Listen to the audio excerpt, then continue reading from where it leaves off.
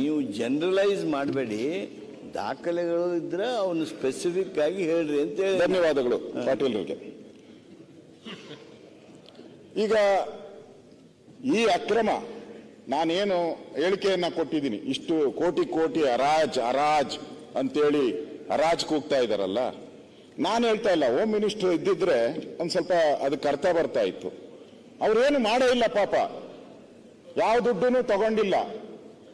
ನಾನೇ ಸುಮ್ಮನೆ ಇಲ್ಲಿ ಹೇಳ್ಬಿಟ್ಟೆ, ಏನೋ 2 ಕೋಟಿ 3 ಕೋಟಿ ಅಂತ ನಾನು ಸುಮ್ಮನೆ ಹೇಳ್ಬಿಟ್ಟೆ. ನಿಮ್ಮ ಪೊಲೀಸು, ನಿಮ್ಮ ಈಗಿರುವಂತ ಸರ್ಕಾರದ police, Upparpet police station 2/1/2025 Upparpet police station case register ಆಗಿದೆ. ದಾಖಲೆಗಳು ಕೇಳ್ತಾ ಇದ್ರಲ್ಲ, ಅಲ್ಲಿ ಕಂಪ್ಲೇಂಟ್ ಯಾರೋ ಕೊಟ್ಟಿಲ್ಲ.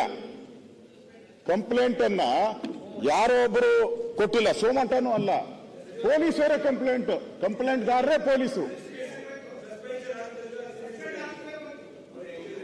ನೋಡ್ರಿ ಬಂದ್ ಸರ್, ಬಂತು. ಇಲ್ಲಿ ಕಂಪ್ಲೇಂಟ್ಗಾರ ಯಾರು ಅಂತ ಹೇಳಿದ್ರೆ ಪೊಲೀಸರು, ASI ಅವರೇ. ಅವ್ರಿಗೆ ಒಂದು ಮಾಹಿತಿ ಬರ್ತೈತೆ. ಏನು ಅಂತ ಹೇಳಿದ್ರೆ, ಗಾಂಧಿನಗರ ಮಧ್ಯಾಹ್ನ ಸಮಯ 3 ಗಂಟೆ ಬಾತ್ಮೀದಾರರು ನನ್ನನ್ನು ಸಂಪರ್ಕಿಸಿ ಗಾಂಧಿನಗರದ ವೈ ರಾಮಚಂದ್ರ ರಸ್ತೆಯಲ್ಲಿರುವ ಗುಬ್ಬಿ ವೀರಣ್ಣ ರಂಗಮಂದಿರದ ಇರುವ ಸಜ್ಜನ್ ಲಾಡ್ಜಲ್ಲಿ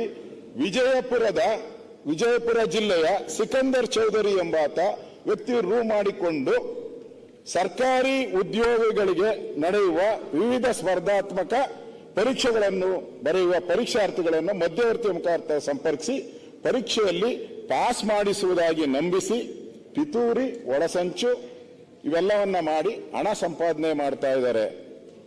ನಾನು ಆ ಸ್ಥಳಕ್ಕೆ ಹೋದಾಗ, ಪೊಲೀಸರು ಅವರ ಸ್ಟೇಟ್ಮೆಂಟ್, ನಾನು ಸ್ಥಳಕ್ಕೆ ಹೋಗಿ ಪರಿಶೀಲನೆ ಮಾಡಿದಾಗ 2ನೇ ಮಾಡಿ ರೂಮ್ ನಂಬರ್ 201,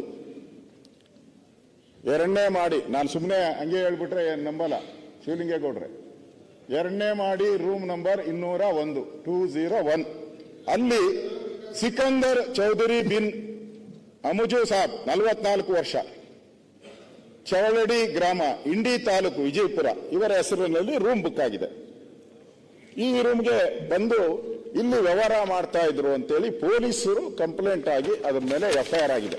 ಅಧ್ಯಕ್ಷ, ಒಂದು FIR ಸಾಕಾಗಲ್ಲ, ಯಾಕಂದ್ರೆ ತಿರುಗಿ ನಂಬಲ್ಲ ಅದನ್ನ. 2ನೇ FIR ವಿಜಯನಗರದಲ್ಲಾಗಿದೆ. ವಿಜಯನಗರದಲ್ಲಿ 2ನೇ FIR ಆಗಿದೆ. ಅಲ್ಲಿ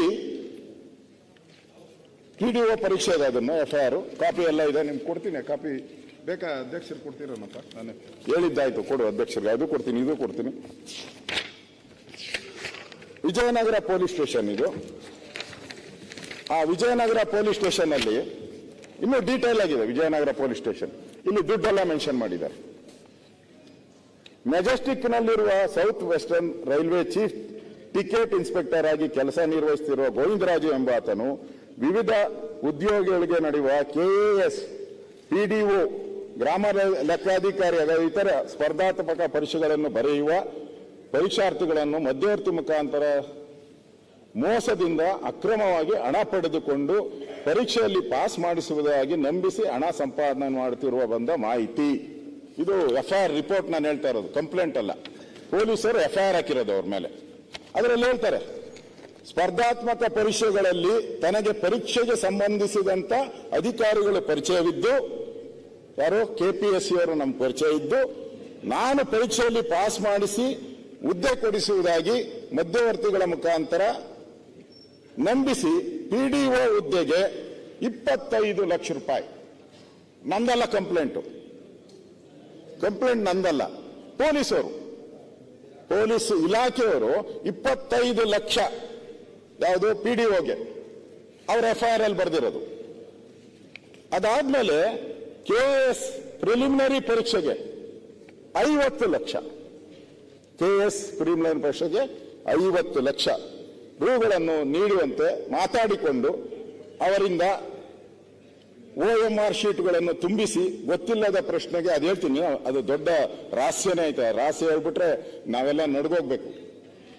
ಆ OMR ಪ್ರಶ್ನೆ ಪತ್ರಿಕೆ ಬರುತ್ತಲ್ಲ, ಅದರಲ್ಲಿ ದೊಡ್ಡ ಸ್ಕ್ಯಾಂಡಲ್ ಇದೆ.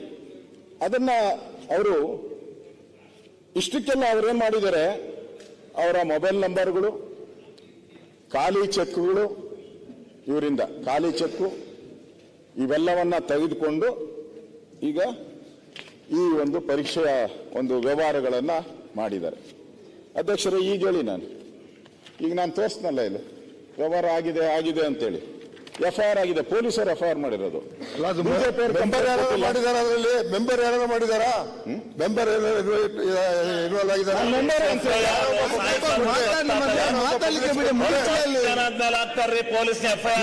ಉತ್ತರ ಕೊಡುವ KPSC ಮೆಂಬರ್ ಅಲ್ಲಿ ಅಥೆಂಟಿಕೇಟೆಡ್ ಆಫೀಸರ್ಸ್ ಯಾವನಾರ ದುಡ್ಡು ತಗೊಂಡು ಸಾಬೀತಿದ್ರೆ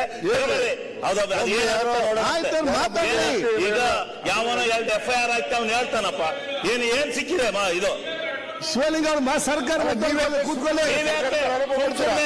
ಅದೇ ಸರ್ಕಾರ ಮಾಡಿದ್ದೆ ಅಂತ ಯಾಕೆ ಬಿಂಬಿಸ್ತೀರಾ?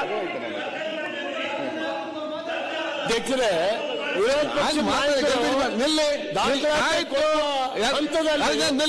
ಇವರಿಗೆ ಸ್ವಲ್ಪ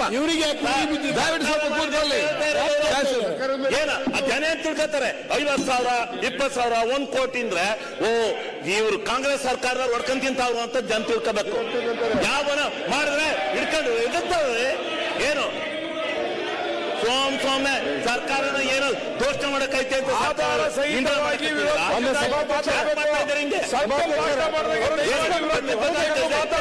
ಏನ್ ಬೇಕಾದ್ರೂ ಮಾಡೋದು ಅಂತಲ್ಲ ನೀವು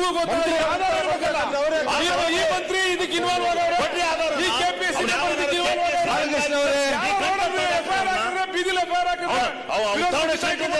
ಅರ್ಥ ಏನು? ಯಾವ ರೀತಿ ಇನ್ವಾಲ್ವ್ಮೆಂಟ್ ಐತೆ ಗೌರ್ಮೆಂಟ್ ಅಲ್ಲಿ ಅಂತ ಬಾಲಕೃಷ್ಣ ಅವರೇ, ಎಲ್ಲಿ ಗೌರ್ಮೆಂಟ್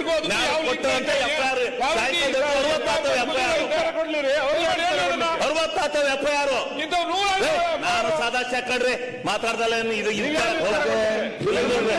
ಏನಾರ ನಾವು ಮಂತ್ರಿಗಳಿಗೆ ಶಕ್ತಿ ಇಲ್ವಾ? ಶಿವಲಿಂಗೌಡ್ರೆ, ಮಾನ್ಯ ಅಧ್ಯಕ್ಷರೇ, ಚರ್ಚೆ ಸ್ವಲ್ಪ ದಾರಿ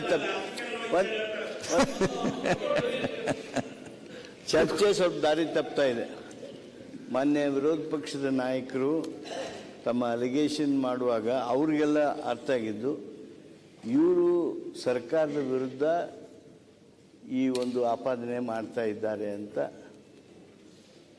ಅದನ್ನು ಅವರು ಸ್ಪಷ್ಟ ಮಾಡ್ತಾ ಹೇಳಬೇಕಾಗಿತ್ತು. ಲೋಕಸೇವಾ ಆಯೋಗ ನೀವು ನೋಡ್ತಿದ್ದೀರಾ, ಇದು ನ್ಯೂಸ್ 88 ಕನ್ನಡ, ಸುದ್ದಿಯ ಜೊತೆ ಸದಾ ನಿಮ್ಮೊಂದಿಗೆ.